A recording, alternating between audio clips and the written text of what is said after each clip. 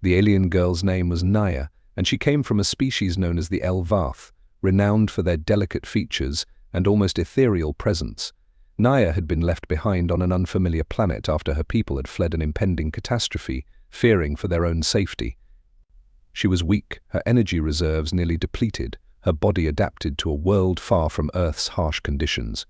Her silvery skin and large, luminescent eyes, once symbols of strength and wisdom among her kind, were now mere markers of her helplessness. She knew little about this strange world, only what she had been taught in the Elvath academies, that humans were unpredictable, impulsive, and worst of all, carnivorous. It was drilled into every Elvath child that humans were too wild to trust, their appetites too foreign, too violent. But now, abandoned and defenseless, Naya had no other option but to hope that somehow, someone, even a human, would help her survive. The words stung, each syllable a reminder of her abandonment. She felt Alex shift beside her, his hand reaching out as if to offer comfort. But the Elvath leader's gaze held her, unrelenting. "Your exposure to these humans has tainted you," he continued, his voice laced with disappointment. "You no longer embody the purity of our people." Naya's mind spun, her heart torn. Her people saw her as contaminated, changed by her time with humans, yet these same humans had been her saviors. She looked at Alex, his eyes filled with empathy and understanding, and realized that perhaps she had changed, but not in the way her people feared. The humans had shown her compassion, resilience, and acceptance, traits she had never fully understood until now. Taking a deep breath, she met the leader's gaze with newfound strength. "They did not abandon me," she said firmly, her voice steady. "When my own people left me to die, they took me in, cared for me." In a twist of fate, it was humans who found her. A group of curious travelers stumbled upon her while exploring an isolated region, each initially shocked at the sight of an alien being, curled up and trembling against a backdrop of trees. They hadn't expected to find anyone here, let alone a creature so vulnerable and alone. The leader of the group, a tall man named Alex, approached her slowly, hands raised to show he meant no harm. Naya watched with wide eyes, her instincts screaming to run, but she was too weak to move. Alex's companions looked on with a mix of awe and unease, aware of the stories of alien hostility yet moved by her fragile appearance. Tentatively, Alex knelt down, speaking in a calm voice, offering her water and a blanket. She hesitated, distrust flickering in her gaze. These humans, what did they want? Yet as minutes ticked by, Alex's steady patience and gentle gestures coaxed her to take the water, then the blanket, her body too grateful to refuse. The leader's expression faltered, a flicker of shock crossing his face.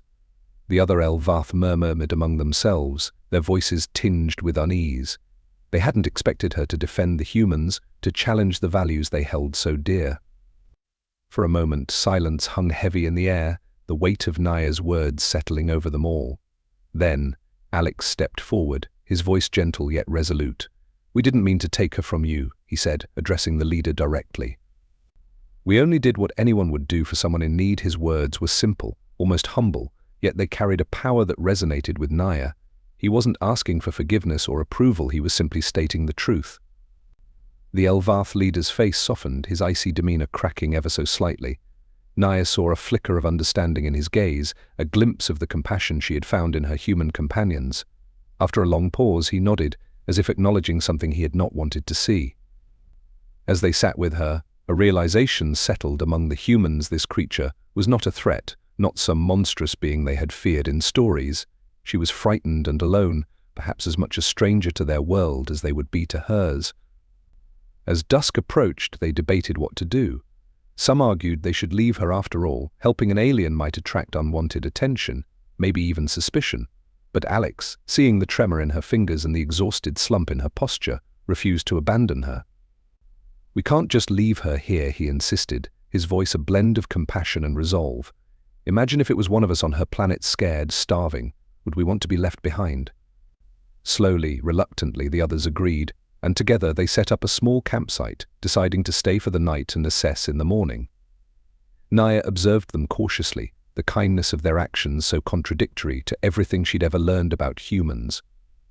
Without another word, the Elvath turned back to their ship, the ramp retracting as they prepared to leave.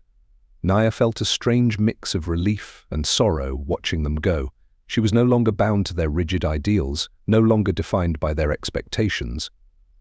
As the ship ascended into the night sky, she felt a weight lift from her heart, replaced by a quiet sense of freedom. She turned to Alex, her eyes shining with gratitude. They shared a silent understanding, a bond forged in the unlikeliest of circumstances. And as they walked back to their camp, side by side, Naya knew that her place was here, among these humans who had shown her the strength of kindness, the power of acceptance. Her journey was far from over, but she no longer walked it alone. As Naya and Alex made their way back to the camp, she found herself deep in thought. The encounter with her people had left her shaken, yet strangely liberated. No longer did she feel the need to meet the narrow ideals of her home world, where compassion was sometimes viewed as weakness. Here, with the humans, she'd discovered resilience and warmth. Her life had been transformed, and she had Alex to thank. She glanced at him as they walked, his face illuminated by the soft glow of the firelight, and wondered how one species could hold such a paradox so feared by her people for their supposed brutality, yet capable of tenderness and understanding. They spoke in quiet tones, cooked meals over a crackling fire, and occasionally cast glances her way, as if gauging her comfort.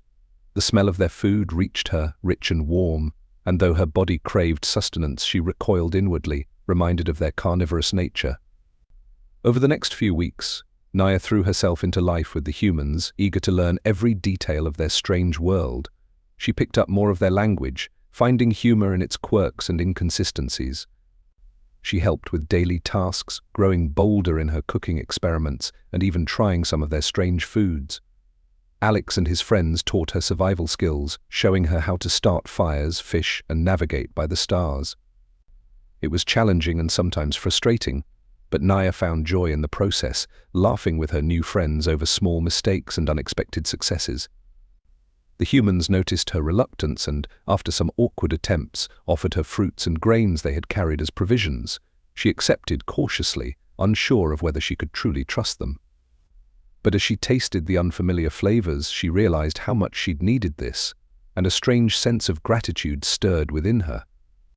That night, as she lay wrapped in a borrowed blanket under the stars, she heard the humans' low voices, their laughter and murmured stories drifting over the fire. For the first time in days, she felt the edges of her fear soften. The humans, dangerous as they were rumored to be, had chosen to help her, to keep her safe, a thought both comforting and unnerving.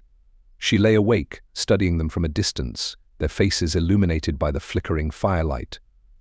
They were so different from the Elvath, more rugged, less refined, yet a part of her wondered if perhaps, under the surface, they weren't all that different. But as her skills improved, so did the questions that weighed on her.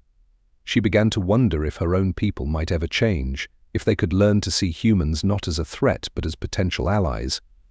She confided in Alex one evening, the two of them sitting by the fire under a canopy of stars. "My people would never understand this. Any of it," she said, her voice soft. "They see humans only through the lens of fear." Alex looked thoughtful, poking at the embers with a stick. "Sometimes it's hard to break free from what you've been taught," he replied. "We humans have had our own struggles with that.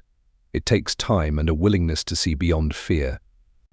Over the next few days, as she regained strength, Naya learned more about these humans and their peculiar habits. They told her stories, speaking slowly and using gestures when she struggled to understand their language. Alex was patient, explaining things with a gentleness that contradicted his imposing appearance. He seemed fascinated by her, not as a curiosity but as a person with thoughts, feelings, and history. And gradually her fear gave way to curiosity. She listened intently to tales of their world, of cities that sparkled with lights, of oceans stretching endlessly, of animals unlike any she had known. The humans laughed easily, even teased each other, and while she was still wary, their warmth was undeniable. They treated her not as an alien but as someone deserving of kindness, an experience that challenged everything she'd been taught. His words stuck with her, resonating in a way that felt both comforting and challenging. Naya knew that changing her people's perspective would be a daunting task, but she felt a flicker of hope, a possibility that perhaps with patience there could be a shift. Her thoughts were interrupted by the sudden appearance of lights in the sky. She tensed, instinctively fearing another encounter with the Elvath, but Alex placed a reassuring hand on her shoulder. "It's just a meteor shower," he said with a grin. "Come on, you have to see this up close." However, not everyone they encountered shared Alex's compassion. One day, as they made their way toward a more populated area, they crossed paths with another group of humans who looked at Naya with suspicion and hostility. "What are you doing with that?" Creature one man spat, eyeing her with open disdain. "It's dangerous, a threat. You should leave it where you found it." Naya tensed, instincts flaring, but Alex and his group stood protectively around her, their expressions defiant. "She's not a threat," Alex responded firmly, a note of anger in his voice. "She's just like us." Trying to survive the encounter left Naya shaken, reminding her of her vulnerability, yet the humans by her side didn't waver. They comforted her, reassuring her that not all humans felt as that group had. Their kindness persisted, reinforcing the strange connection she felt toward these carnivorous creatures who, against all odds, had shown her compassion. As they continued on, the bond between Naya and the humans deepened. They taught her to adapt to Earth's climate, to understand its flora and fauna. In turn, she shared glimpses of her world, speaking of the Elvath's shimmering cities and floating gardens. They listened, captivated by the imagery of her far-off home, a place so different from Earth, yet somehow similar in its beauty and complexity.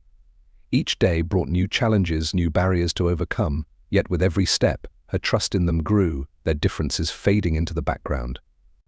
Naya began to see that humans, though unpredictable and often misunderstood, possessed a depth of kindness that went beyond species or fear. They had defied her expectations, and in doing so, had shown her the strength that lay within compassion. They moved to an open area where the stars sparkled above them, a vast, glittering sea stretching across the heavens. Naya watched in awe as meteors streaked across the sky, leaving trails of light in their wake. She had seen such phenomena from the safety of her ship, but never from the ground. Here, in the embrace of Earth's atmosphere, it felt raw and immediate, a reminder of the beauty and mystery of the universe. She realized that she hadn't truly experienced life until now, grounded in one place, connected to the land and people around her. In that moment, she made a silent promise to herself. If her people returned, if they ever came to retrieve her, she would find a way to share what she had learned. She would try to bridge the divide between the Elvath and humans, to show her people that there was more to these so-called carnivorous beings than they knew. Her resolve strengthened with each passing day, and Alex noticed the change in her, commenting on how she seemed more confident, more grounded. His words sparked a warmth in her that she didn't fully understand but cherished nonetheless. One evening, as they gathered around the fire, Naya felt a swell of gratitude, an emotion foreign to her but undeniable. She looked at each of them, their faces glowing softly in the firelight, and realized that these humans, these so-called carnivores, had become her protectors, her friends. They had risked their safety, challenged their beliefs, all to save someone they barely knew. And for the first time, Naya felt a flicker of hope, a hope that maybe, just maybe, she had found a new home among the very beings she'd once feared. As the stars sparkled above, she sat close to the fire, no longer a stranger, but part of a family she never expected to have. The journey was far from over, but in this moment, surrounded by warmth and laughter, she knew she was no longer abandoned. As the days blended into each other, Naya began to adapt in unexpected ways. She no longer flinched when Alex and his friends shared their meals. In fact, she started to help them cook, learning the strange, fiery process they called grilling. She was still wary of their love for meat, but seeing them eat without hostility or aggression eased her fears. They showed her which plants were safe to eat, how to gather water, and even how to build a simple shelter. Each new skill felt like a bridge, linking her world to theirs in ways she hadn't thought possible. In turn, Naya shared her own knowledge. She taught them to read the stars as her people did, explaining the constellations that guided her across galaxies, and how the colors of those distant lights told stories of life, energy, and balance. Alex, especially, listened with rapt attention, his questions endless and filled with wonder. Despite their vast differences, he reminded her of the scholars back on Elvath, always seeking to understand the unknown. However, as much as Naya wanted to share her newfound perspective, she knew she couldn't do it alone. She needed proof, something tangible to show her people that humans weren't the ruthless creatures they believed them to be.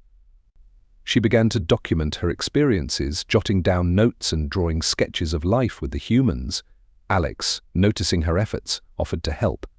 Together they created a small archive, a blend of Elvath notes and human artifacts, with photos and samples from the forest.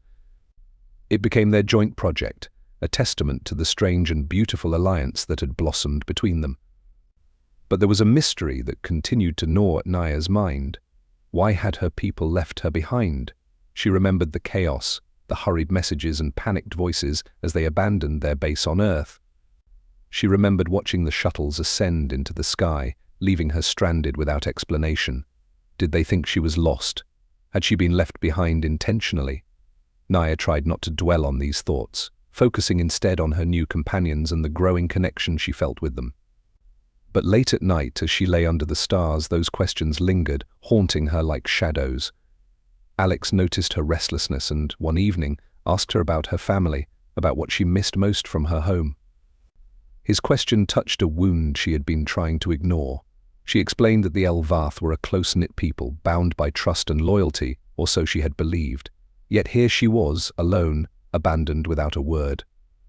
One evening, as they worked by the firelight, Alex shared stories of human explorers, adventurers who had defied odds and faced the unknown with courage.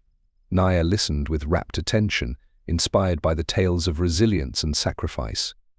She wondered if one day she, too, would be seen as a pioneer among her people, someone who had dared to reach beyond the boundaries of fear. She voiced this thought to Alex, who smiled in his quiet, thoughtful way.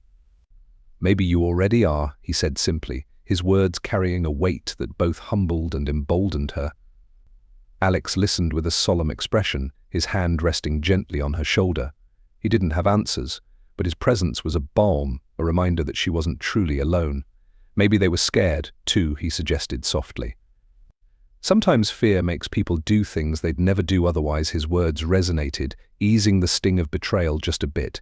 For the first time she considered that her people might have been as frightened as she was, that perhaps their abandonment wasn't as intentional as it had felt. As the days passed, her focus shifted from what she had lost to what she had gained. Each morning brought new challenges, new lessons. She laughed with Alex's friends, their jokes strange but endearing. She learned to mimic their expressions, their smiles, and even their strange earth humor. Though her heart still ached for her own kind, she found a growing contentment among these humans. Their collaboration continued, and soon their camp became a bustling center of learning. Other humans visited, curious about the alien in their midst, and Naya found herself answering their questions, sharing stories of her world, her culture, her people. In return, she absorbed their stories, their history, and their dreams. She marveled at how resilient humans were, how despite countless wars and challenges, they had continued to evolve, adapt, and hope. Their conversations deepened her understanding and solidified her resolve to one day change her people's perception of humanity. But just as Naya began to feel truly at home, a distant rumble disrupted the peace. The ground shook, and a familiar but ominous hum filled the air. Naya's heart sank as she recognized the unmistakable sound of an Elvath warship approaching. She turned to Alex, her face a mixture of fear and determination. "They're coming," she whispered, her voice trembling. "They're coming for me." One evening, as they sat around the fire, a peculiar sound broke through the quiet night, a distant hum, faint but unmistakable. Naya's heart raced as she recognized the sound of an Elvath ship approaching. Her initial joy was soon tempered by a sense of dread. What would her people say when they saw her with humans? Would they see her as a traitor, someone who had abandoned their ways? She glanced nervously at Alex and his friends, who looked at her with a mixture of excitement and concern. The ship landed in a clearing nearby, its sleek silver hull shimmering under the moonlight. The ramp descended, and from it emerged a group of Elvath officials, their expressions cold and unyielding. Naya stood frozen, torn between running to them and staying with the humans who had become her family. The Elvath leader, a tall figure with eyes like ice, approached her, his gaze flickering to Alex and his companions with thinly veiled disdain. "Naya," he said, his tone sharp, "you were left behind for a reason." The ship descended, its sleek, metallic body casting an eerie glow over the clearing. A figure emerged, flanked by soldiers in gleaming armor. Naya's heart pounded as she recognized her father, a high-ranking officer in the Elvath command. His gaze swept over her with a mix of relief and disapproval, lingering on Alex with barely concealed disdain. "Naya," he said, his tone clipped. "It's time to come home." She hesitated, her eyes darting to Alex, who stood beside her, silent but resolute. She didn't want to leave, not now, not when she had found a purpose, a sense of belonging. She squared her shoulders, facing her father with newfound courage. "I'm not ready to go," she said, her voice steady. "I have learned so much here, and I want to share it with our people." Her father's expression hardened. "These humans are dangerous, Naya. They are not like us. They lack the discipline, the order we hold dear." Naya met his gaze, unflinching. "They are different," yes, she agreed. "But that doesn't make them our enemies. They have shown me kindness, taught me skills, and opened my eyes to things I would never have known. They are not the monsters we believe them to be." Her father looked at her for a long moment, his expression unreadable. She sensed a battle within him, a struggle between his duty as a commander and his love as a father. Finally, he spoke, his voice barely above a whisper. "If you stay, you will be cast out from the Elvath. You will no longer have a place among us." His words struck her like a blow, but she held her ground, refusing to back down. "Then let it be so," she said, her voice calm and unwavering. "I have found something worth fighting for here." Alex placed a hand on her shoulder, a silent show of support, and Naya felt a surge of gratitude. She didn't know what the future held, but she knew she was ready to face it here, with the humans who had shown her what it meant to truly live. Naya's father studied her with a mixture of frustration and something softer, something almost like pride. In that silent tension, the distant murmurs of the forest seemed amplified, the soft crackling of the campfire the only other sound between them.